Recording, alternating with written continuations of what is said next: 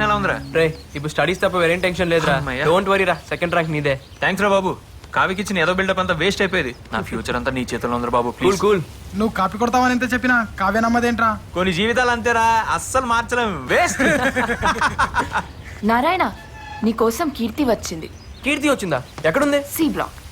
Hi. Hi. Hi. Hi. ఏంటా పరుగు?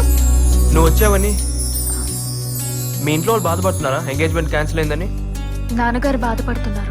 పోనీ మా పేరెంట్స్ మీ ఇంటికి పంపించమంటావా? ఎందుకు? పెళ్లి విషయం మాట్లాడడానికి. అంత ఈజీ అనుకున్నావా?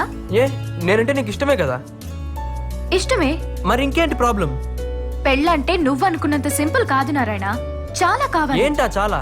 అబ్బాయి మంచివాడా, అలవాట్లేంటి, ఆశయాలేంటి, ఎలా ఉంటాడు, ఎంత సంపాదిస్తాడు, కుటుంబ పరిస్థితులేంటి. ఇన్ఫోసిస్ లో జాబ్ కూడా కన్ఫర్మ్ అయింది. అందులో జాయిన్ అవ్వాలంటే ఎగ్జామ్స్ లో పాస్ అవ్వాలి కదా. అర్థమైంది. రిజల్ట్స్ వచ్చాకే మాట్లాడతాను.